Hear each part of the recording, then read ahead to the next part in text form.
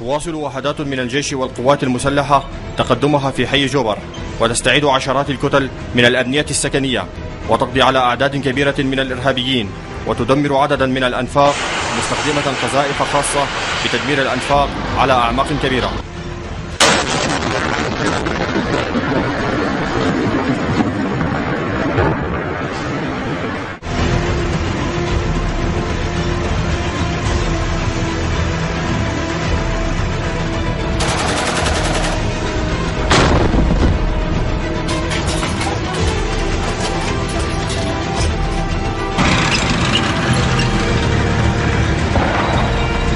نحن الآن على مشارف المقبرة الحديثة في حي جوبر، حيث قامت المجموعات المسلحة بالهروب وإخلاء مواقعهم وتحصيناتهم التي أنشأوها داخل هذه المقبرة بعد تقدم بواسل الجيش العربي السوري.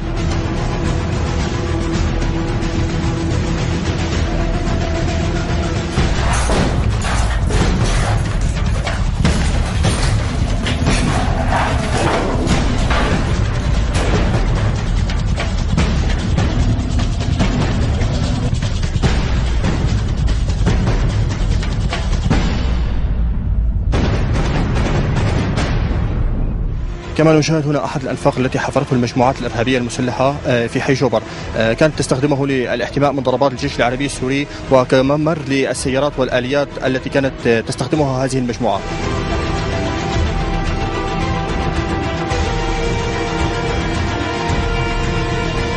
أبطال الجيش العربي السوري يتابعون تقدمهم في حي جوبر، حيث تم السيطرة على عدد كبير من الأبنية العالية ومن البيوت العربية الموجودة غرب مقبرة جوبر الحديثة. تم السيطرة على المعبر الأساسي للمسلحين، وهو عبارة عن نفق لمرور الآليات.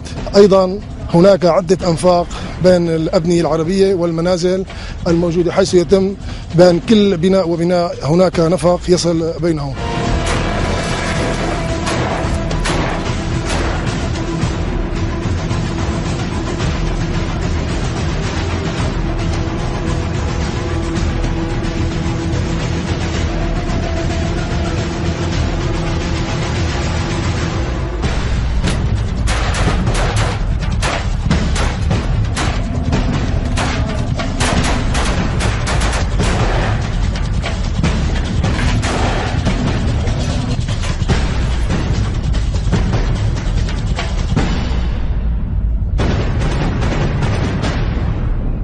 بمجرد سيطرتنا على الكتل والبيوت العربية نقوم ببناء التحصينات والدشام وتأمين الطريق إلى الكتل والبيوت المجاورة الموجودين فيها المجموعات المسلحة للقضاء عليهم وتحرير الكتل وتحرير كافة جوبر.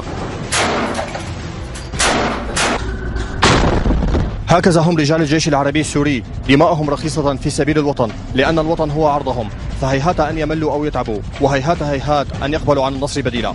مراسل الإدارة السياسية في الجيش العربي السوري، جوبر. بالراس بالدم نبديك سوري.